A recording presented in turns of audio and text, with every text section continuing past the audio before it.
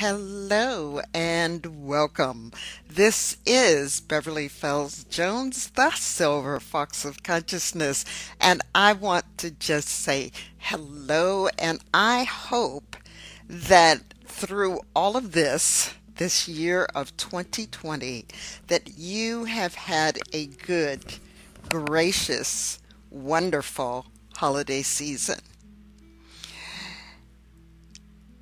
What just came to mind is if you are in a situation where things haven't been good for you, then I am visualizing that you will come out on top, that your world and your life will be much better than it's ever been, that you receive in your life. So open yourself up.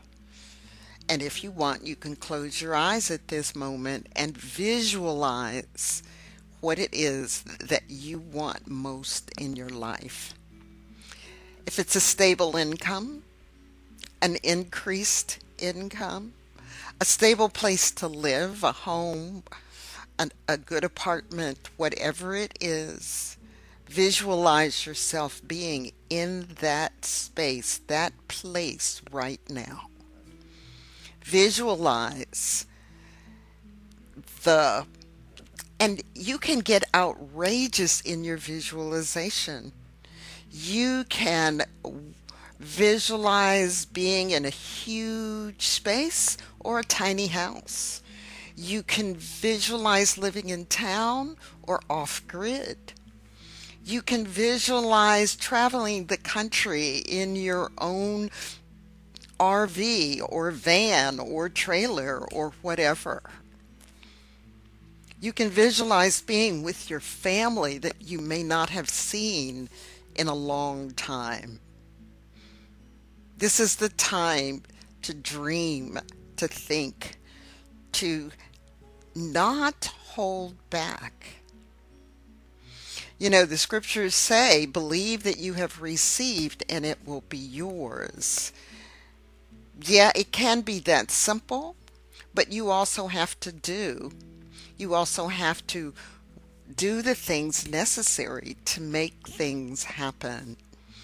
And you will be given inspired actions. You'll have wonderful ideas and great things. So let me tell you a little quick story before I get into the manifestations book.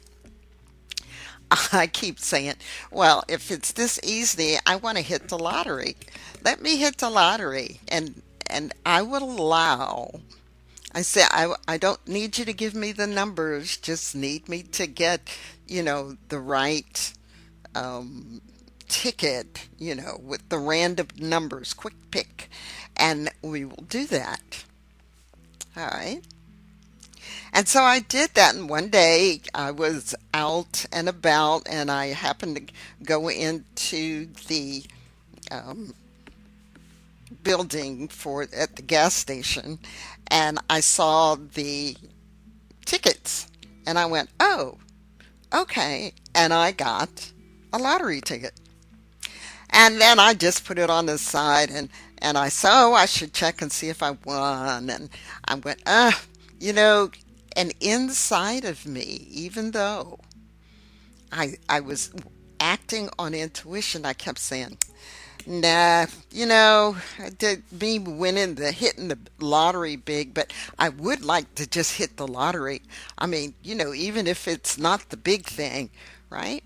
So I waited a couple weeks and I finally say, Beverly, check those tickets. Check those tickets. And so I did, and I did. I hit one of them, a whole $3. It's still in my wallet. I'm going to take it.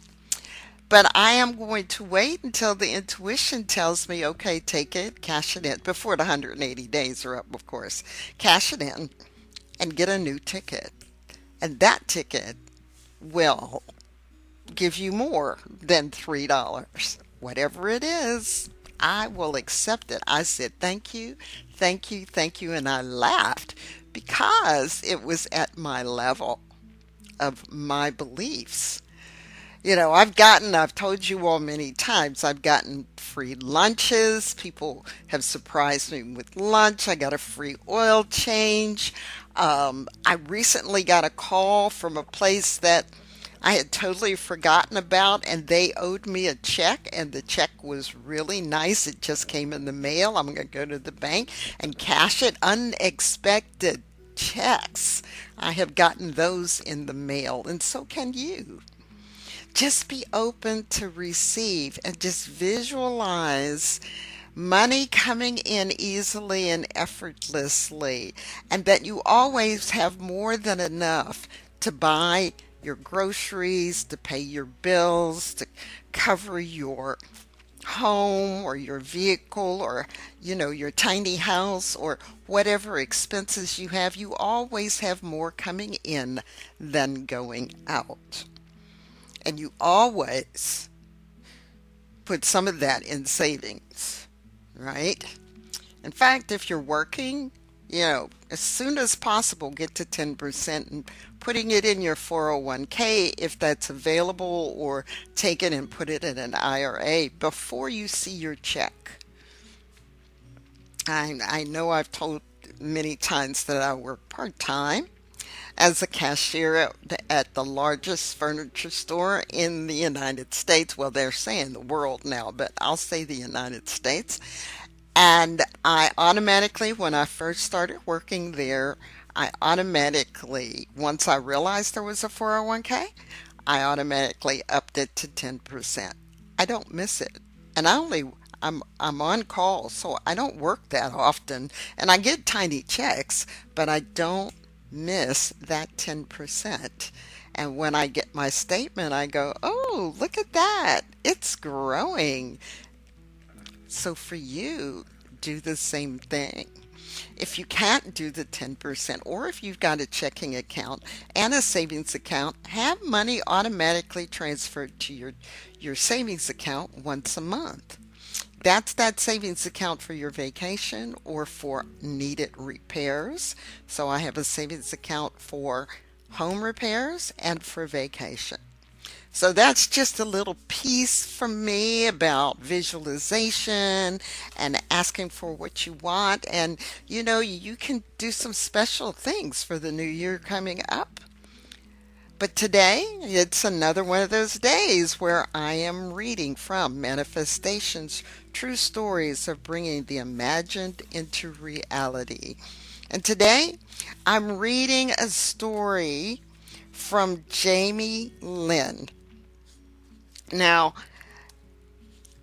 it was interesting, as always, because I just opened the book and I let intuition tell me, you know, okay, who do you want me to read from today?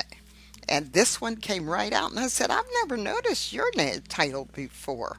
And so it's called The Wish Come True by Jamie Lynn. Now, Jamie Lynn is a three-time best-selling author, a public speaker, a mother of two, and CEO of Arise Empowered LLC.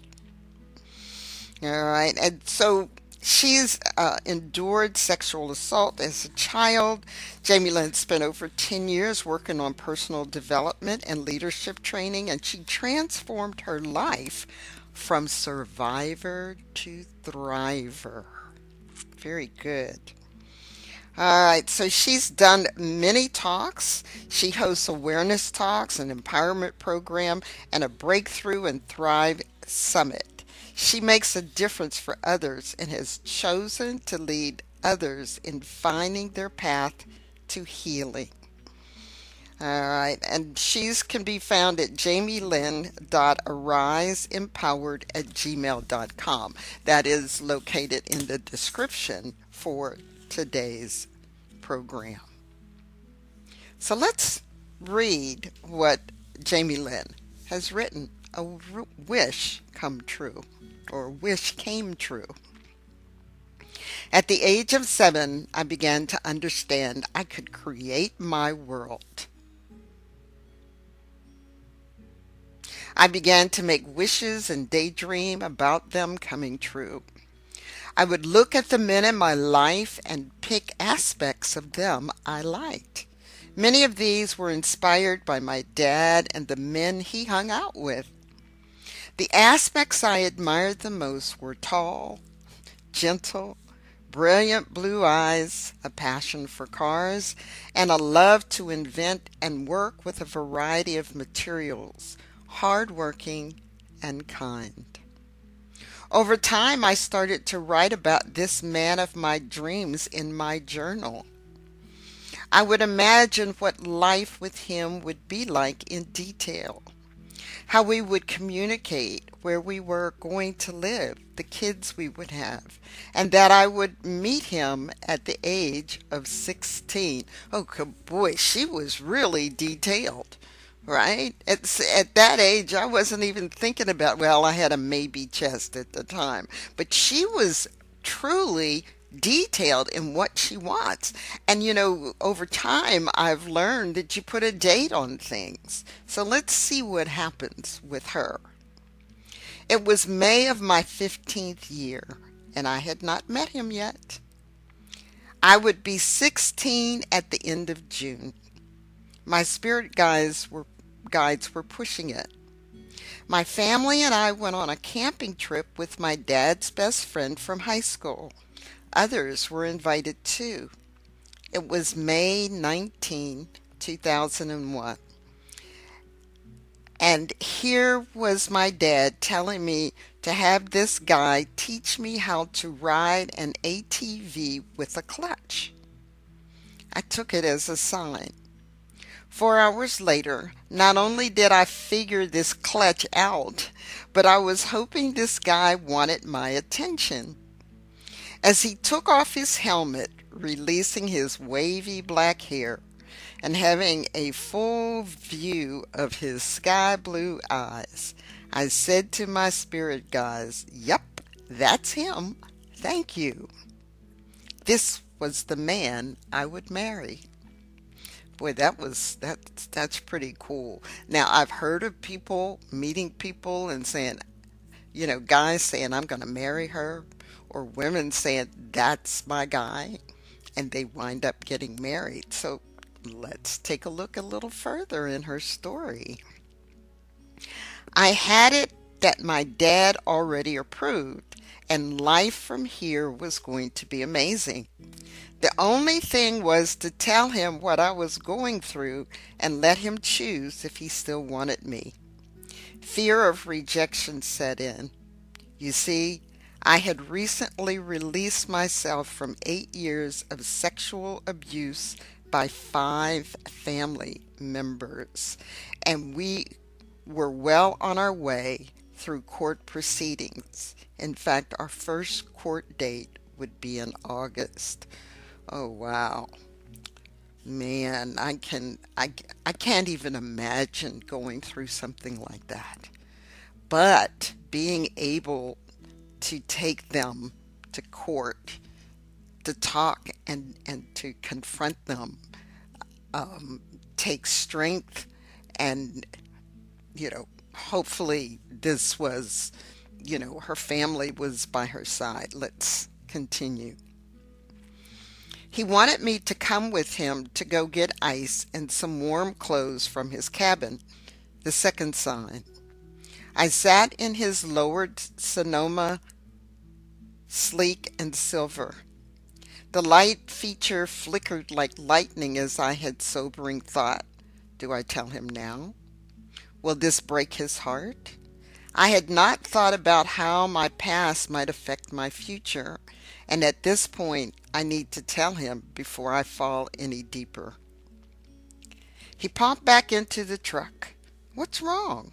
He was already worried about me. What? I came out of my trance.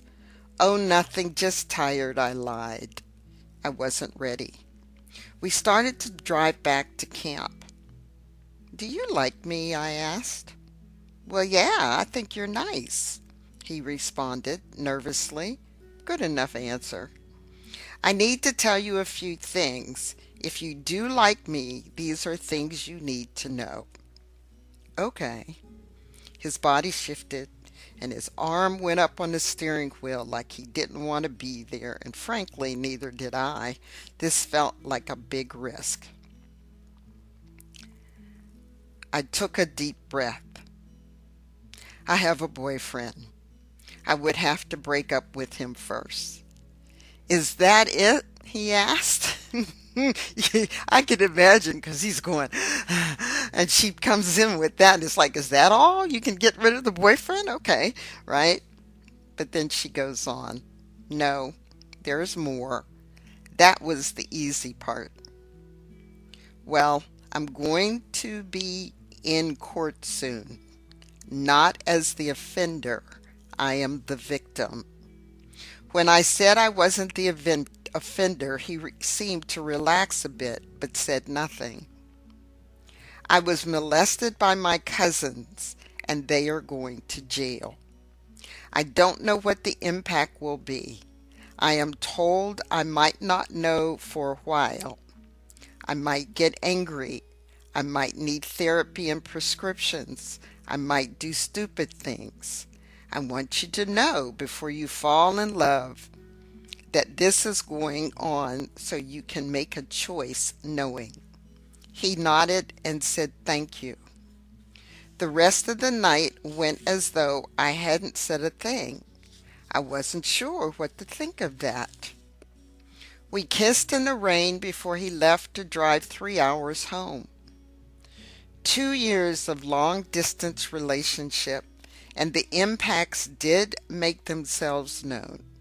Still, 8 years from when we first met, we were married in the rain. It's been a total of 19 years now, and we have been married for 11 of those. Our marriage has survived the impacts of the molestation and thrived with 2 kids. Each year, we fall more in love. Here is the secret formula that works for me even to this day. 1. Believe to the core of your being and give a time frame that you believe. I believed in the depth of my being that this man was going to be in my life when I was 15. Well, 15 or 16. Back there. Nope. Meet him at the age of 16. So she would be 15 and then before she was 16. I get it. 2. All right. So number 1, believe. Believe you have achieved, right? Believe it with all your heart, your mind, your soul. And give it a date. 2. Visualize every aspect. I visualized each of the features I wanted. 3. Know it will happen, right? No, that's back in that belief and having faith again. I knew it was going to happen. 4. Take action when you feel it. See, it's that inspired action again, like I talked about earlier in this podcast. Take those inspired action, just like me and my $3 win. But I was inspired to buy that ticket. All right, so where am I? 4, take action when you feel it. I finally, when the time came and it felt so right, it was easy.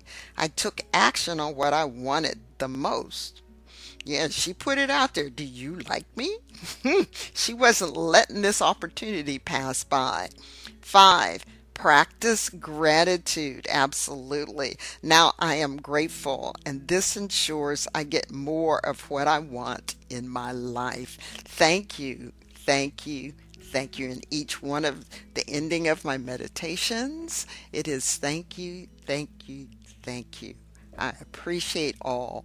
Even if it's a $3 win, it's a thank you because I wouldn't have had it otherwise, right? The free lunch, the free oil change. Thank you. Thank you. She says, I have manifested other aspects of my life, some in the matter of minutes and others over the years. This story is my favorite. Know what it is that you want. Believe you are worthy of it to the core of your being. See it. Talk to it, talk about it, and then take action. Say yes. Be open. Now, this is me. Be open to receive. And lastly, practice gratitude so you can keep it. Lots of love to you. Wonderful. Go manifest your life. And Jamie Lynn, I love your story. I love what you've said. It is absolutely awesome.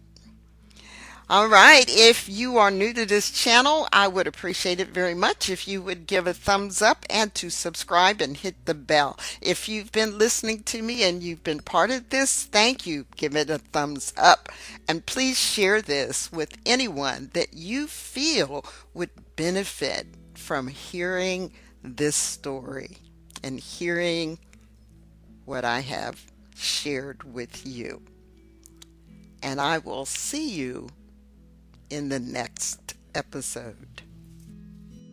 Thank you for listening today. Please share the link to this show with your friends and family so that they can learn how to be the best that they can be. Visit my website at commandingyourlife.com and follow me on Facebook. Have any suggestions for the show? Just contact me by emailing Beverly at commandingyourlife.com. Be sure to join me on the next episode. As you have believed, let it be done to you, and it is so.